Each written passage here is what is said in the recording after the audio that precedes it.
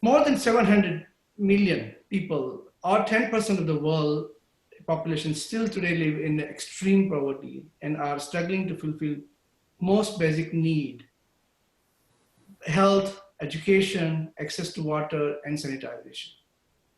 Food for the Poor works to uplift the poor children, families, and communities in need by providing basic essentials and opportunities for long period of time. They work in 18 Latin American countries and Caribbean countries, and really they are working through managing the outcomes for some time. Today, I'm happy to welcome two guests and our own Lorena Rodriguez, Customer Success Officer. Jeff Alexander, he's an Executive Vice President and Chief Outcome Officer of the Food for Poor. He has worked in various financial roles for the charity since joining in these organizations in 1992. As a Chief Outcome Officer, he leads all aspects of the organization's evaluation and performances. He also plays a key role in enhancing efficiency of the organizations with technology.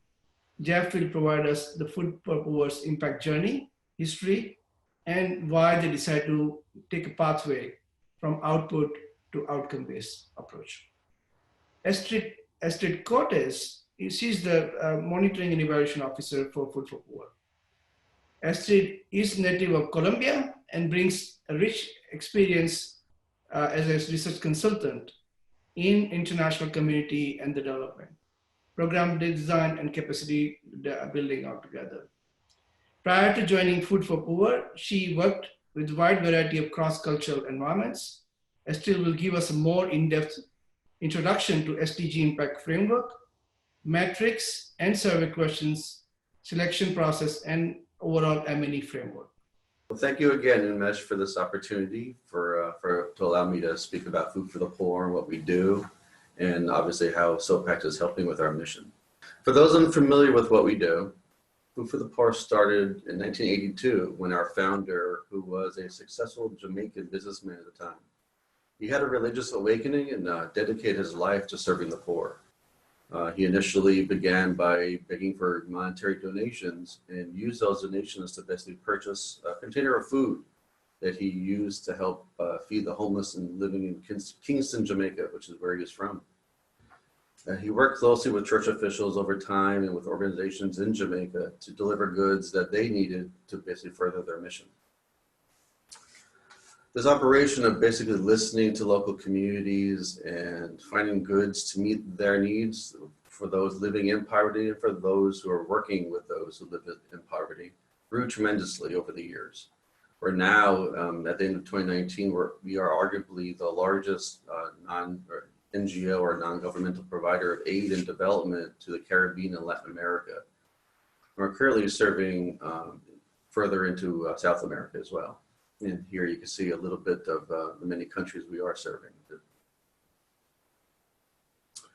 As of 2019, to give you a little bit of where we're at right now, from the roots of one container of food from Jamaica, we've grown now to providing thousands of containers of aid to over 17, 18 countries. And it varies basically depending on need and what happens in the world that we live in per year. But over the years, we've learned. We learned from our beneficiaries. We learned from our partners. It's a gradual process, and through that time, our aid portfolio has expanded, and it's started to include developmental interventions, which is where we're at today.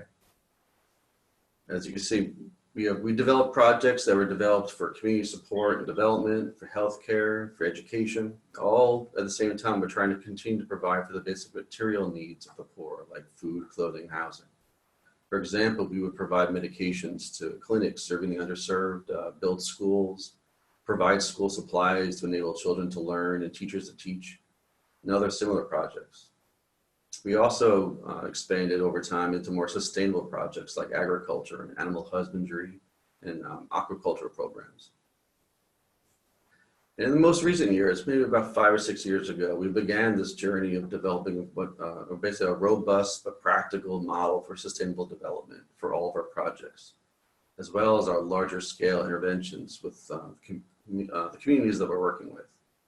The model is one of measurements and evaluations whereby critical steps of program deployment are analyzed.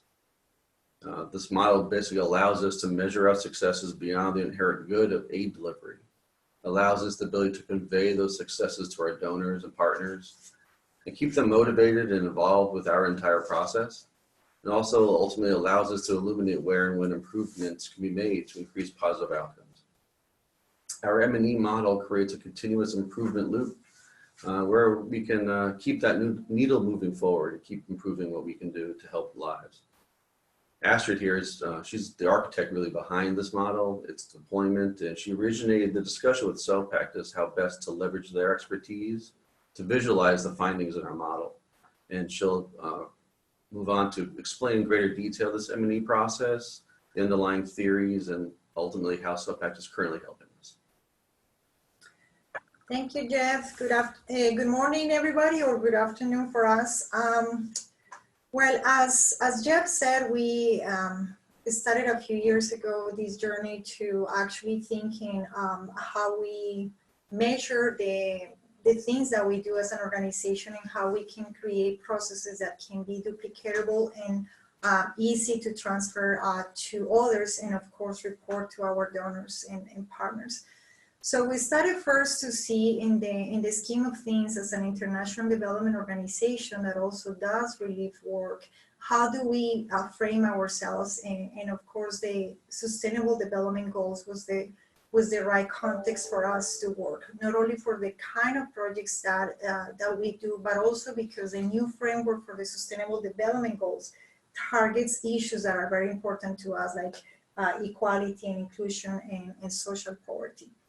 But of course, we don't do all of them. As an organization, we actually touch or target 11 of those goals, being partnership for the goals, one of the most important, because we work through partners, and not only in our country, but here to achieve all the work that we do in the 17 countries that we're currently working. Our work also has to be with, our main goal is sustainability, and of course for us has been also the question, what is actually sustainability?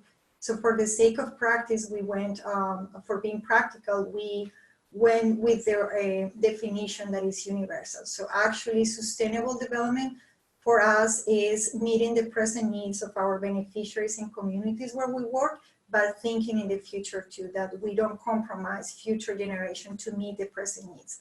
And of course, this is a challenge itself to balance that social, environmental, and economic sustainability. On top of that, we have an additional challenge because we are a faith-based organization. So the fact that we work through churches and our mission and vision statement is faith-related, how do we achieve that or tackle that challenge within our vision and mission? And that's how everything actually started. So in order to do that, we actually defined the process in 3 main blocks or phases, if you will. The first phase, it was actually thinking or framing our work in a conceptual work that will frame the work that we do. And for that, we took 3 main theories, economic theories that are around the community. So the first concept that for us was very important in looking into the projects that we do is the concept of poverty and multidimensional concept. We have learned throughout the years that poverty is not only material, but it's also a multidimensional concept that influences the social aspect, the economic aspect, and of course the spiritual aspects of the work that we do. So the second concept that we look, it was the sustainable livelihoods. Basically, we learned that within our communities and even in the poorest of the poorest, there is always access to assets that we can leverage and implement and use as a platform to do our projects. And the third concept that was important for us for our process is the concept of holistic development. As an organization that is not only faith-based, but also looking into the social and spiritual aspects of our beneficiaries and our projects, it was key to see how not only we look at the symptoms of the poverty issues that we face every day in our countries, but also the root causes, and therefore we can tackle and change behaviors that actually causes poverty traps. So with those three concepts, we frame our work into the work that we want to do as a faith-based organization, and frame it in the way that we're looking for people to flourish in all different areas, not only on material areas, but also social and spiritual as a human being, and help them to become agents of transformation in their own communities. And that's what we call internally the keys to the kingdom. The second step in this process was to think, okay, we do different projects, how do we fit all these concepts together? How do we put them in a systematic process that we can actually think strategically and how to use the process that we live into moving in our projects. So we first saw on the projects that we do, and also in the data that it needs to be measured. Can I? No, I need the mouse. Sorry. So you need your mouse there. No, here, look. Oh, no, it's here.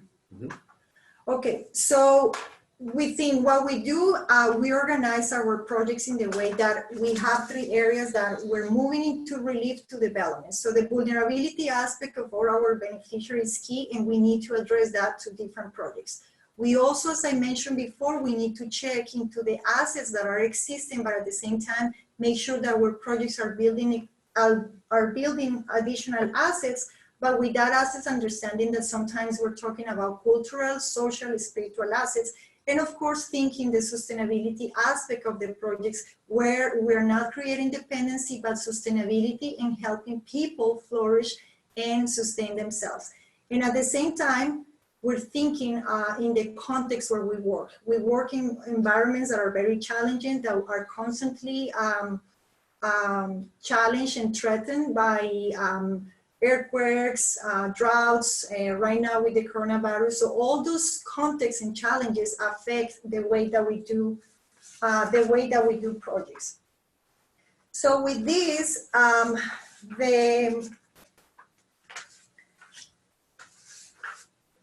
we start thinking, so this is what we do, how do we do it? And of course we use the approach with the theory of change, and then thinking in not only measuring inputs and outputs, which traditionally we did that, and we were very good at counting what we do, but actually thinking in the long-term sustainability and how do we do projects. So here's just a typical example of a housing project that, again, we're not just measuring outputs in the number of houses built, or the numbers of latrine, or the number of trainings, but actually how those inputs and outputs are affecting our beneficiaries and our partners in the short, mid, and long term, in terms of not only their physical being, but also their social interactions and the economic aspect. And the third step that we use in this process was thinking, okay, now we have the concepts, now we know what we do, or we understand what we do in the different projects that we do, how we actually measure it, how we approach this process in a practical way that we cannot drive ourselves crazy, but actually do the process that we knew. In this case, it was very important to consider three things: the kind of data that we're collecting, the tools that we're going to be using, and how we're analyzing that data, and of course presenting it in a way that is useful, in a way that people understand, and in a way that we can actually make management and strategic decisions to continue improving not only the way that we do our programs, but actually the impact that we produce, or the programs, interventions produce in people's communities. Because as remember, we mentioned at the beginning, our ultimate goal is help people getting out of poverty, not only material poverty, but actually help them to flourish and become agents of transformation in their own communities. So when we answer the kind of data, we start looking into how we're doing, and we actually are using a mixed approach of data where we are collecting different kind of data. We're using different participatory approaches to collect data that is both quantitative and quantitative data and qualitative data, and we're using different approaches depending the country where we use. Basically, what we want with all this information is making sure that when we collect data, we're not only collecting data that is useful for our own understanding of the community, we're becoming students of the people that we serve, but also that we are understanding how this information is going to help us to design a better program. And I go back here on the step B, a better program, so we not only have the highest return on investment, on social investment, but also we have the highest return on intention. We are learning to be more intentional in the way that we do our projects, where not only we're assessing needs or tackling needs that are immediate to the people that we serve, but actually we're strategic on being intentional on creating sustainability along the process. So here are just different pictures of different processes that we have done through the different countries that we work, where as you can see, we're actually learning to listen the voice for everybody, not only the leaders in the community, but actually every single community member, because ultimately we want them to be architects of their own reality.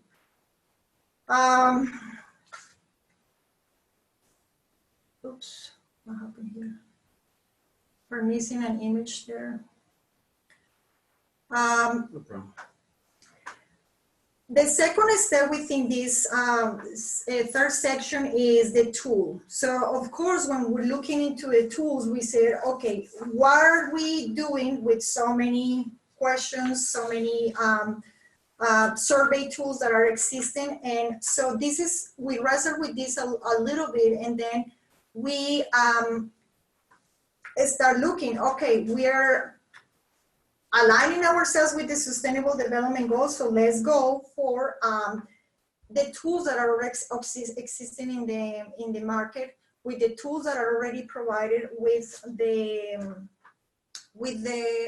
Sustainable Development Goals platform, and let's work from there.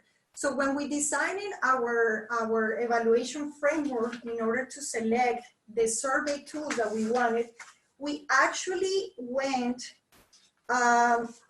to the origins in the toolbox that we have, and we think we have three main questions that we need to answer in the process. We're talking about people that are in vulnerability, and that was the first thing that we care the most. We need to take people out of the vulnerability status, and therefore we need to address their basic needs. And that was the first bucket of information that we needed. We needed data related with basic needs. Then the third question that we have, people need working income, or they need to raise their income in order to take them out of material poverty. And the third one, we care about the answering the question if the people that we were serving in the communities are developing their full potential. Are they being developed in the social, spiritual, emotional aspects of their lives? So with those three frameworks, we start checking all the different tools, and then we decide that we will not only align ourselves with the development goals, but actually we will take indicators that were directly provided by the UN Goal platform, and we use different tools that were existing in the market. We went through the Impact, the multidimensional poverty assessment tool, the multidimensional poverty, social capital, the well-being, subjective well-being. And the way that we did it is to select the questions that we need. We selected the goals and indicators, as you can see here on each of the goals. We selected indicators, and then from the survey, we saw how each of the components of the project are related directly with the Sustainable Development Goals. And what are the questions from the multidimensional poverty assessment tool that we can use? So here's just an example of the portion in our household survey in the housing that we have divided the survey in 3 sections. And those 3 sections are related with 3 components that are basic not only to fulfill the needs of a house, but also are related with the well-being, that having a proper structure and a proper housing affects the mental and well-being of a community. So we did that with each of the areas, and then we selected the appropriate questions that are attached directly with the sustainable development goals that we were targeting. At the same time, we use qualitative data to validate those questions. So if we were talking about the impact of housing, we needed to see if the actual theory that we were finding as we review these tools are applicable to our communities and were contextualized to what we wanted to measure. So with that, here's where SOPAC came, in which we are super thankful. When you see the work that we do and the way that we are trying to measure and capture meaningful data, the scoring part and the analysis part and the presenting the data in a useful way is a big challenge. Because also not only that implies that we need more staff, that we need more resources using technology, but of course it's time consuming. So we were looking into the market to different platforms that would help us to alleviate that burden to require so many people involved in the process and make it more streamlined. So ideally we want a tool that will help us with, we have the survey tools, we have the areas that we want to measure, we have the answers, the questions to get us answered with that data, but we needed a process to help us streamline the process of analysis and presenting the data. So that's what SOPAC is helping us right now, and this is where we are collecting data using the surveys that were, the household surveys, and SOPAC is helping us to move from a simple frequency analysis to a way that is more presentable in different infographics that are easy to share with our donors, that are easy to present, and that are more comprehensive for the normal public, that somebody that doesn't have necessarily an M&E background will understand what we're trying to explain, and most important, that our partners on the field are able to see this data as we collect it in a way that they can make decisions to tweak or fix the process as we go. So we don't have to wait a year or 2 years until the project is over to check that we're on the right track. So SOPAC is helping us to improve the way that we do reporting, using not only the sustainable developments as a goal, as a background, but also helping us to streamline our current scorecard. Our current scorecard is showing pieces of information that are very key for us to understand, not only in terms of demographics, in terms of income, and in terms of the household composition, but also information related with each of the targets that we are doing. So these first 5, for example, are related with the basic needs that I've been mentioning, where we're addressing the vulnerability status of our communities, but also we are addressing the economic aspect, which is the second, and then of course the human development aspect.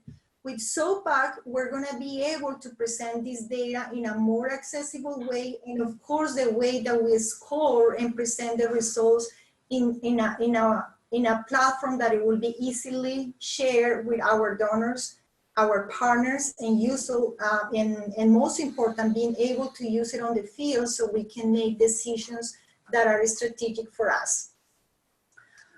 Here, for example, we see the usefulness of having SOPAC. As we enter the data, we can see, this is a real example of 2 of our communities in Honduras, where we have the different components related with the basic needs. One of the sections, we have 3 sections. Again, we have basic needs. The second section is economic aspects, and the third section is human development.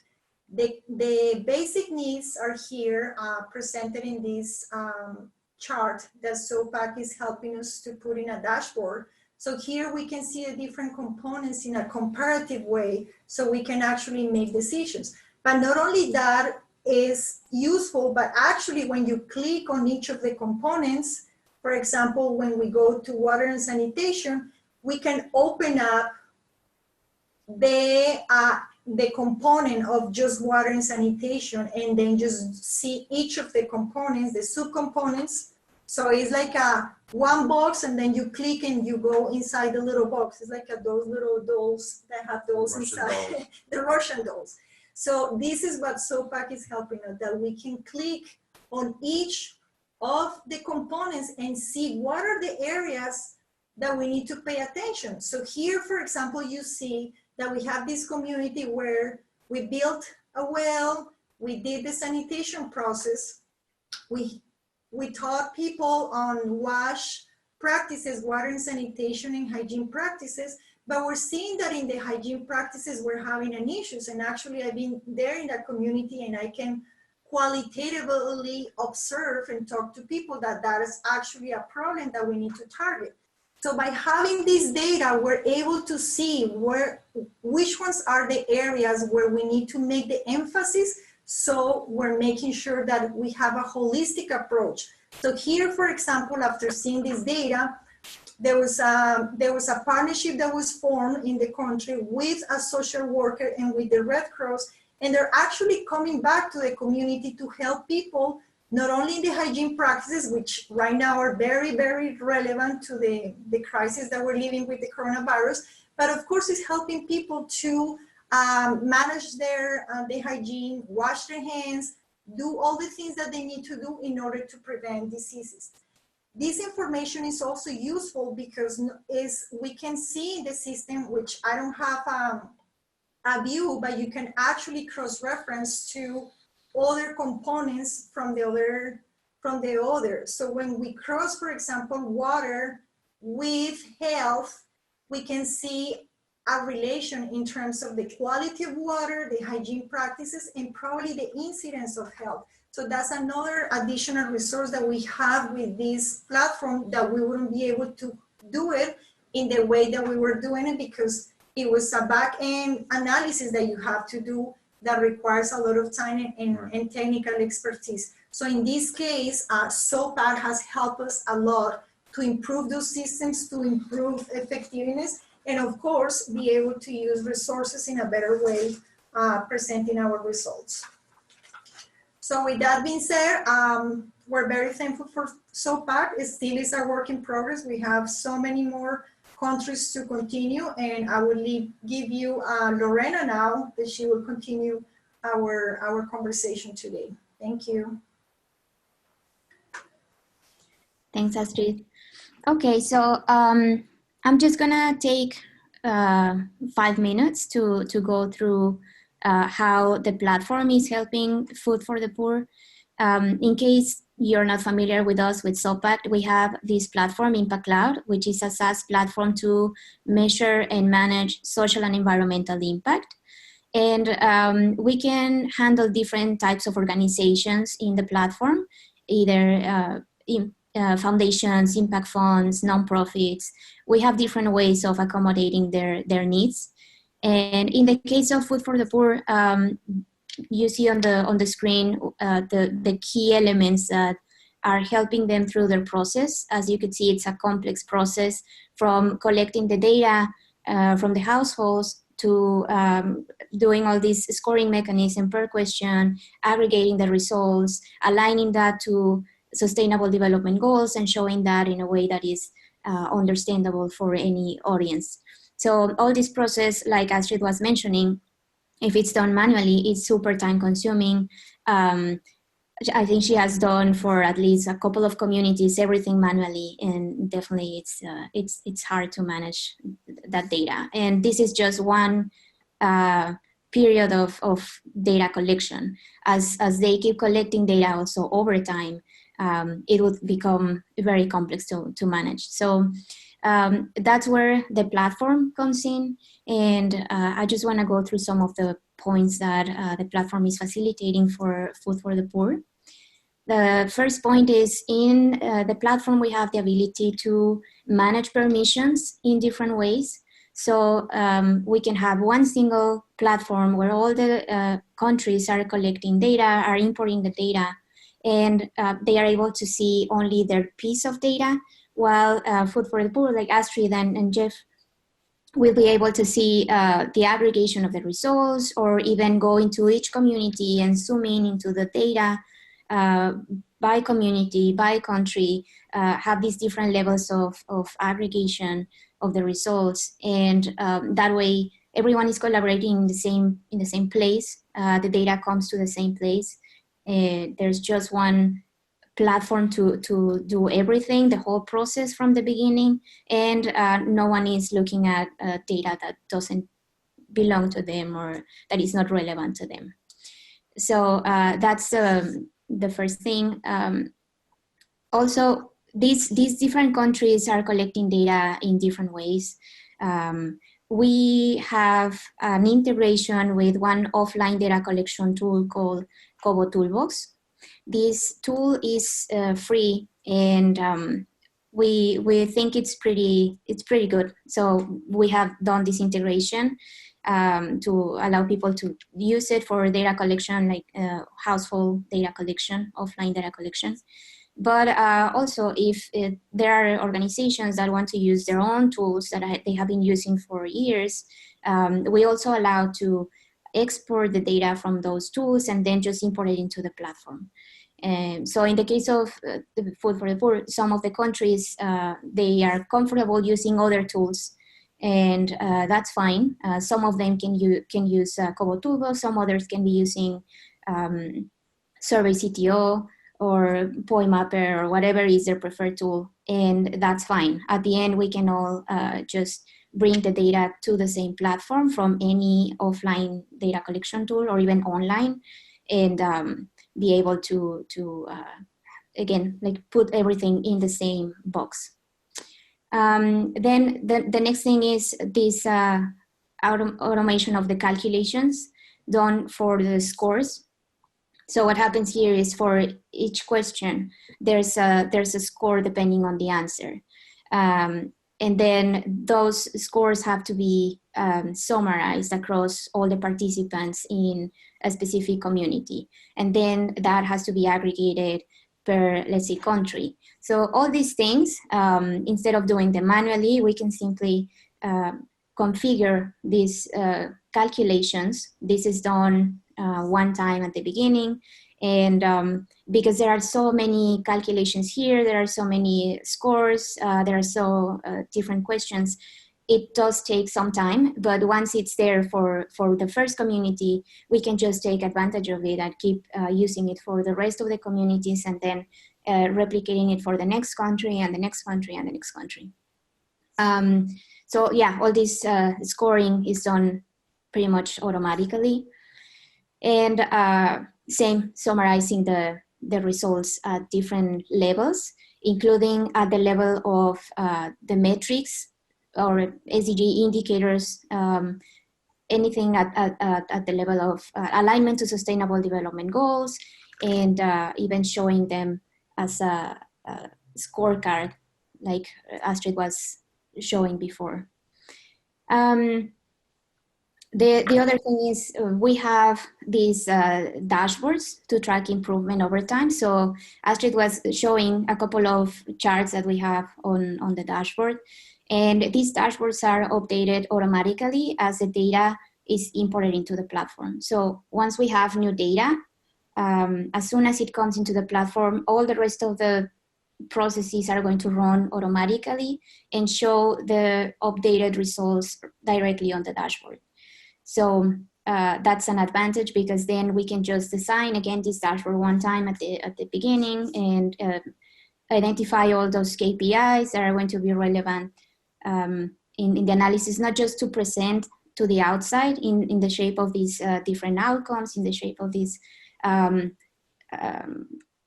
like scores or scorecards, but also going into the detail of certain questions or certain aspects of the data. Like Astrid was saying, maybe we want to zoom in the fact that if we provided training about wash, is it really improving people using soap and water to wash their hands? We can go to zoom to that level, and that helps Food for the Poor in more like programmatic aspects. See if the programs are working, if the techniques are working, and make adjustments if needed.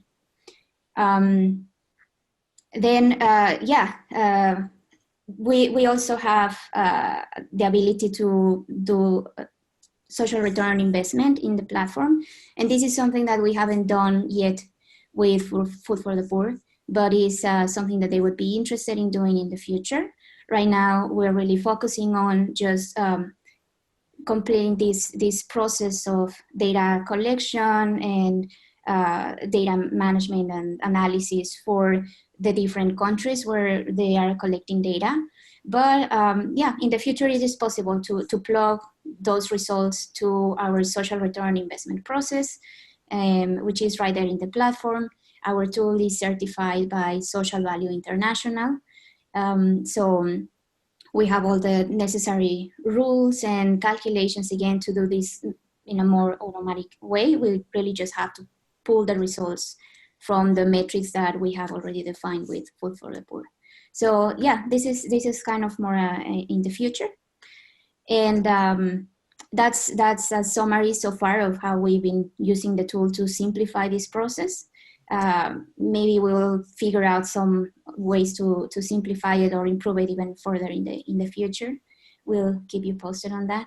But with that, I'm just gonna give the floor back to Unmesh. I think we have a few questions, good questions. So I'm just gonna give him the floor, and thank you for listening. Thank you, Jeff. Thank you, Astrid and Lorena, for giving a complete context. This has given us a very important background behind what is the role of the impact measurement and management is. In fact, the next question is actually going to be a bit of a controversial in the sense that also it will give a context to how impact measurement management is quite different from traditional way of measuring and evaluation process, essentially. Though they are kind of complementary to each other, the main purpose, as you might have seen during the process, is that this process is not about essentially getting absolute understanding of the impact, which is really typically done through the RCT-based approach, essentially.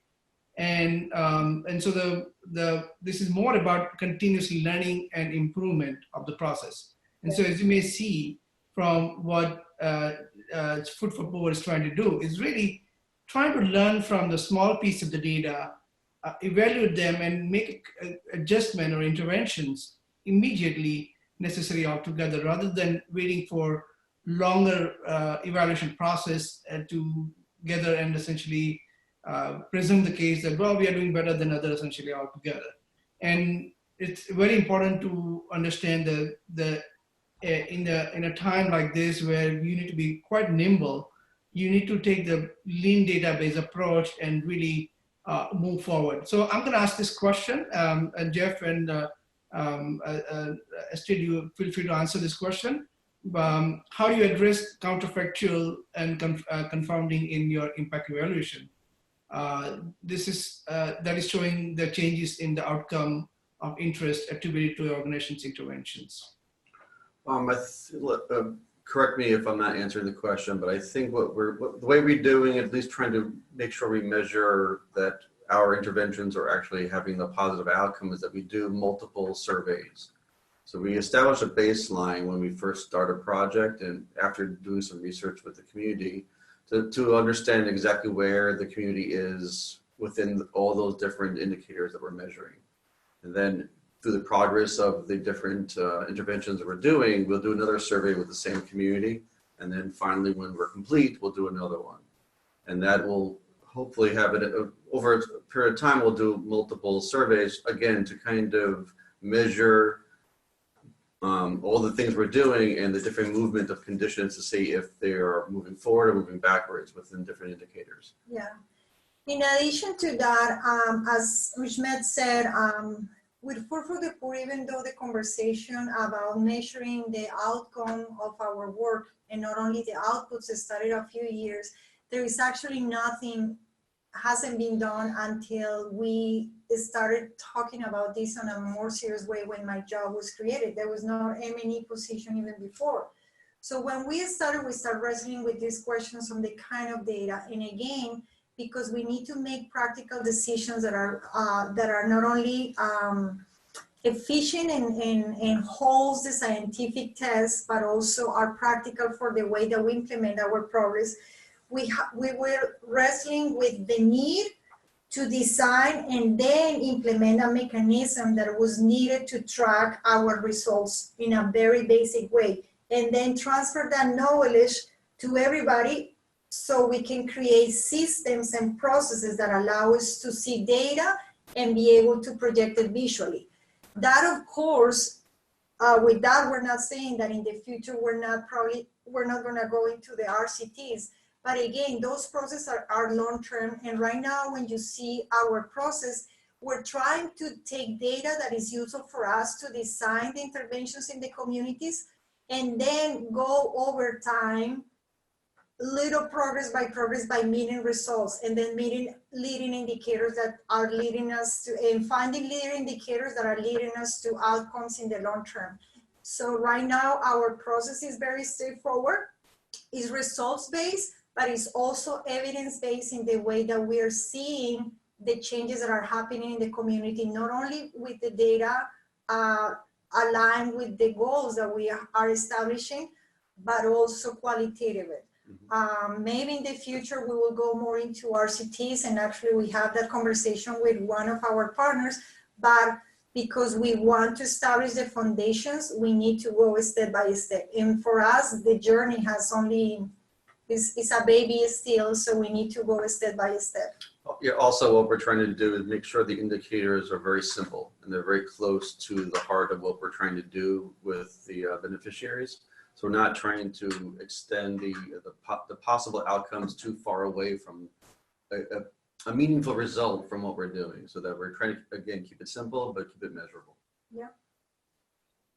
Thanks. And I think if I may add to this, is essentially, as also Lorena added here, which is really, it's about having each of the team in different countries getting their own results immediately. And this is not about building a big tent here and getting everybody to collect the data and combining together, but it's more about making each of the team in each countries independent and learning from the data on a regular basis. And that's why there's an independence of data lake, which is very important, where they can see the results much faster before even they roll up the results back to the Food for Poor headquarters altogether. So the learning part is a much more critical here, obviously. And as Astrid mentioned, it is part of the RCT, is part of the long-term goal.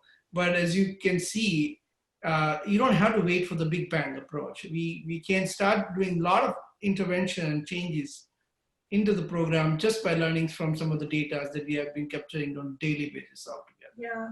And we did it like that because before working here at Food for the Poor, I did a lot of consulting in that area, and where we developed surveys that took 1-2 years to develop, to validate in different countries, and then to implement. So it's actually, you're talking 2-3 years until you can see results.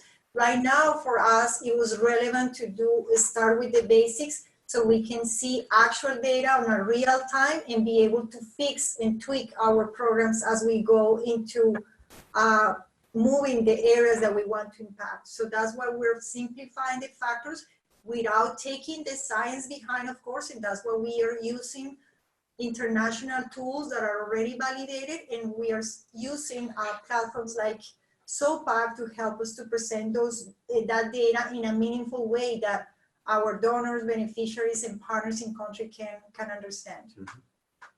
Okay. Thank you. I'm going to go to the next question. There are still quite a few questions here. How do you address, this is a question from Lim Lim. Question is, how do you address gender issues in your programs? Oh, that's a very good question. When we were looking into the 11 goals, most people have asked me why I didn't include the gender equality. And actually I told them I sort of included in the number 10, which is reduce inequalities, because when we're talking about gender equality, it's not on the female side, but it's also on the male and maybe on the youth. So we're trying to make sure that our programs have that overview of gender issues. And of course, in certain countries, we have projects that are totally targeted to women. In Guatemala, for example, we have a lot of only women projects. But again, because we're looking into the holistic aspect of a community and of every single beneficiary, we want to make sure that we're not only talking about gender equality, but also talking about equality in gender, equality in age, equality in gender, equality in disability, for example, equality on income levels. So that's why we're using the 10 as an overall perspective that wraps everything, and then we can target the programs. The gender equality issue is also addressed in our human development bucket on the third area, which through the data that we're seeing in the observation, of course, we have cases where we have to bring partners to address specific issues, like domestic abuse, for example, of teen pregnancy, or lack of education in a female group. So those are things, again, that the data that we're collecting as we go help us to make improvements in the project and say, okay, 6 months into the project, now it's time to bring a partner that will do some workshops and trainings with women specifically, or with youth, for example, that we're doing. So that's why it's not only gender, but it's also equality in different ways that we're trying to address. Excellent. Next question is also very deep and very interesting to me personally as well. I understand that this is from Richard Luna. I understand that there are quantitative and qualitative community tools used and measured. Is PPI used, and many of you may remember our past webinar, Sachi talked about PPI-based approach in their job creation and so here the question is PPI used as a reference, or is it part of the measurement score? Yes. So the PPI, when I show you the survey, which I only show you a portion of it, we have the questions that are related with the PPI per country, which are basically in terms of assets and some aspects of the housing structure. But we also include in the income bucket, we have questions related with income. So we're trying not to only to determine the PPI per se as the measurement that comes directly from the index, but also include additional questions related with income, so we can sort of compare that, yes, we have the PPI, but as you know, because we're understanding that poverty is not only in terms of income, but in different aspects of that multidimensional context, we're using both sets of information to make assumptions about poverty levels when you talk only about income. And the second one, holistic transformation includes, can we include areas? Yes, and that's why we, when we go into this part of the Keys of the Kingdom, as a faith-based organization, we work through the church and with the church to reach our communities. So we have different partnerships, but the church is one of them, not only on the sense of donations and our donor base, but also in the sense that they work in the communities. So the local church is actually invited to work with the communities depending on their faith, so they can work in the areas of evangelism and discipleship. That's something that we don't do directly because that's not our direct mission, but we partner with the local church. So the local church works with that community and be the church for that community. So that's something that we do in partnership, but we don't do it directly as an organization. The leadership development is actually included in the human aspect, because one of the portions that were very intentional from day one is that the people in the community understand that this is the project. So we create ownership through different sets of interventions, not only on the data that we need at the beginning to collect surveys, but also on the participatory exercises. And that's where we include the voice of everyone. But also we're making sure that people are given the opportunity to develop their own skills and therefore create leadership within the community. Because at the end of the day, Food for the Poor and their partners might be involved 1, 2 years, 5 years in the community, but this is the people's community. So if we don't create leadership and ownership, the project will fail, and that sustainability part is not going to be there. Excellent. And that comes to one of the another question from Lim Lam again. How many practices are you measuring under hygiene practices? I think you had a slide on that. Maybe you can go there. How did you end up with one result like 0.58 there? And I believe you're comparing those results. With the scoring, we emulate, and if everybody goes back to the college or university or school days, the teacher at the beginning will tell you, okay, your final score will be measured, 20% it will be your class certification, 50% will be your paper, and 10% will be your assistance. So we follow that tracking or that scoring from the Impact, which has a layout system that is very specific in terms of the questions. And we gave a weight on each of the indicators to have a specific score. So when we have a final number in the back end, and again, that's where SOPAC is helping us, we have internal calculation in 3 levels that it gives a score to each of the questions. Then those scores are weighted depending on the question, and then the question is weighted as a total of 100. So that's where we get the number. So it's an internal process that we have that with SOPAC we're integrated it into the system, which is the back office calculation. The hygiene practices are actually included on hand wash practices, the use of hygiene items, and then the cleanliness of the house around. It's just not only in managing the waste, but also the overall application of what they are taught in the WASH trainings, which are water, sanitation, and hygiene trainings that we do in the communities. Excellent. Well, thank you. I think that really comes to the end of the presentation and webinar, and very thoughtful sharing. I really appreciate Jeff and Astrid giving a quite detailed walkthrough and detailed framework understanding of how the process is worked. So I hope this was useful to all of you. For those of you who are new to SOPAC, please do sign up to our future webinars on our websites, and we'll be sharing this recording later on after the within a couple of days. And if you're not familiar with the SOPAC YouTube channel, which has amazing deep insight the knowledge base there, I would highly recommend you to sign up youtube.com/SOPAC, and you will find the very, very detailed information about the monitoring, evaluation, or impact measurement and management.